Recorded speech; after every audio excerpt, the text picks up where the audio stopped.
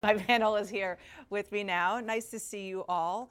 I'm going to start with you, Matt Mowers. You work for Governor Christie. You saw him on that stage. Big picture, what do you think the takeaway is for Republican voters, Sure. particularly since Donald Trump wasn't there? Well, I think too often we focus on who the winners and losers are, when really you want to see who took advantage of an opportunity to get in front of over 12 million Americans. And, I'd say 3.5 candidates kind of took advantage of that. Nikki Haley certainly rose to the moment. She had a lot of attention on her initial announcement in February. It's kind of lost some attention and movement until just the other night. Vivek Ramaswamy, there's probably folks in, our orbits who probably looked at him and say, wow, that guy was over the top. He was too much. He was too Trumpy. Republican primary voters love that right now. I think Chris Christie, who you mentioned, did very well too. He was playing obviously to a crowd that was not in that audience.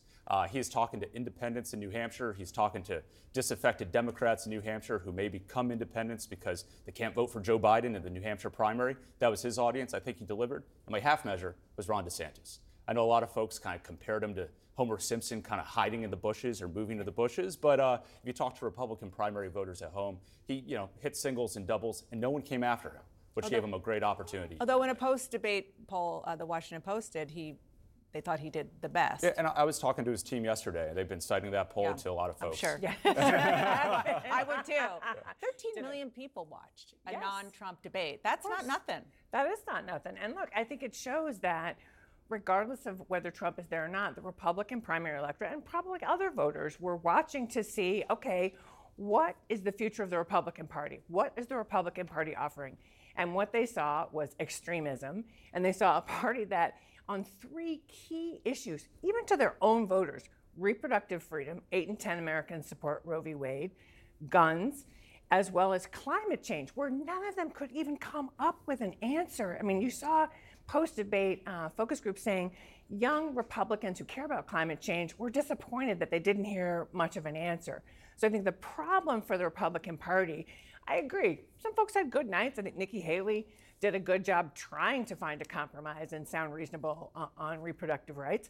I think they tried to make the best of the moment, and yet what a majority of Americans saw, if you're not a Republican primary voter, was that's the future of the Republican Party, and it is out of step with America.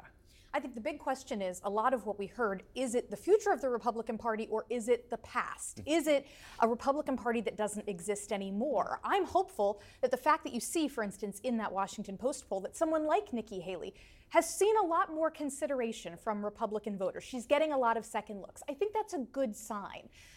But at the same time, you still do have to wonder, Donald Trump wasn't up there on that stage. How different does this look when the field narrows a little if Trump ever decides to hop back on that stage? I suspect a very different conversation. And if I could try to play an intellectual game here and link one of your earlier segments to this segment, you had the Kings on, the March on Washington.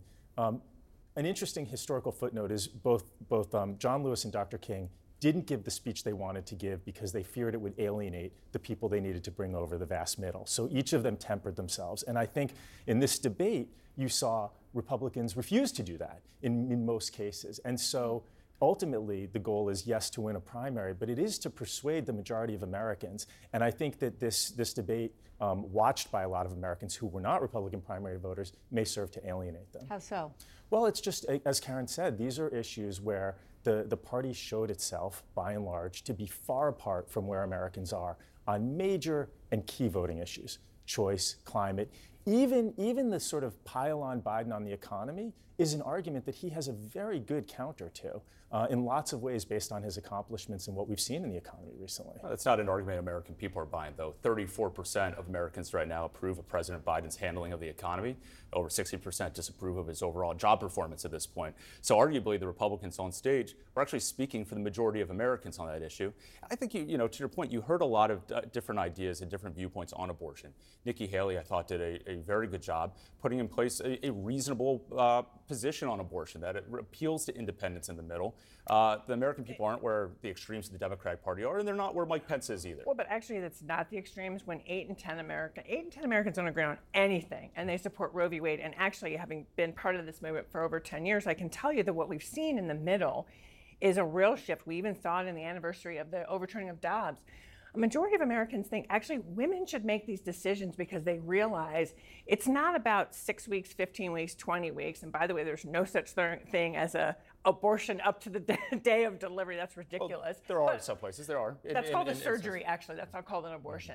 So from a medical perspective, that's a political construct. But what I would say is those folks in the middle, what has changed since Dobbs, and I think this is something that Republicans are trying to grapple with, is the feeling of having a right, a freedom taken away, and the understanding since Dobbs has been overturned, what we've seen happening to women, criminalizing doctors, women losing their lives because there's so much fear about what to do when people are saying, you know what, the women and her doctor should make that decision. Government What do you should see be in in your there. focus Importantly, group? Nikki Haley specifically said we shouldn't be criminalizing women. She talked personally about her own Yeah. struggle to have children. That's why I think, I don't want to speak for my Democratic friends up here, but I have to imagine watching Nikki Haley would make you a little nervous, that you'd probably rather run against Donald Trump than Nikki Haley.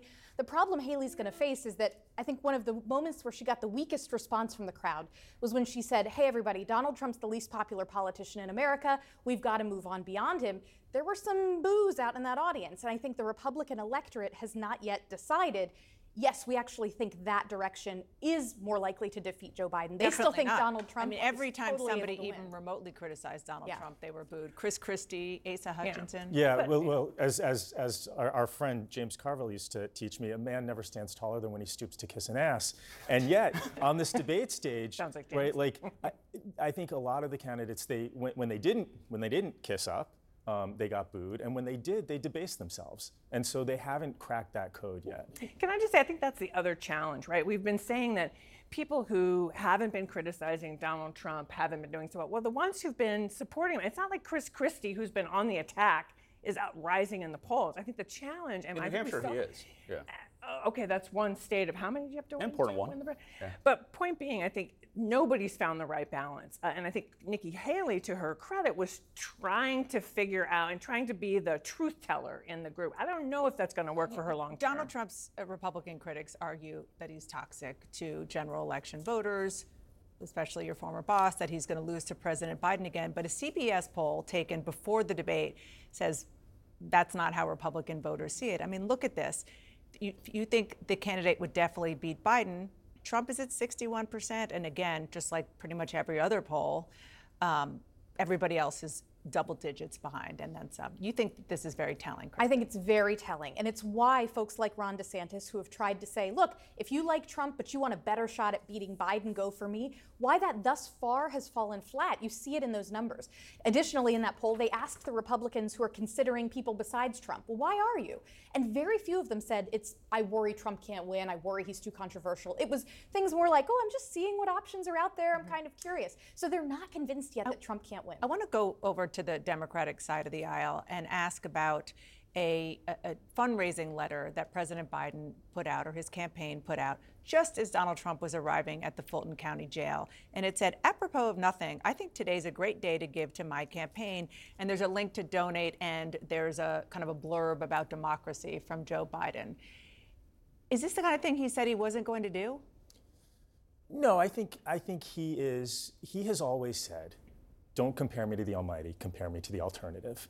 And when he is president, and I could make an argument that compared to the Almighty, he's done a pretty good job on job creation, unemployment down, record number of manufacturing jobs, lowering prescription drug prices. I'd be happy to do that all day. But when you are running against yourself, you don't look as good as you do when you look in comparison to someone else. And so if he calls a little attention to the split screen, I think that's totally fair game. Well, it also was the night after the Republican debate. Right. So it's a comparison to, here's what this field looks like, and the Donald Trump crime syndicate image that we saw later in the day on the screen.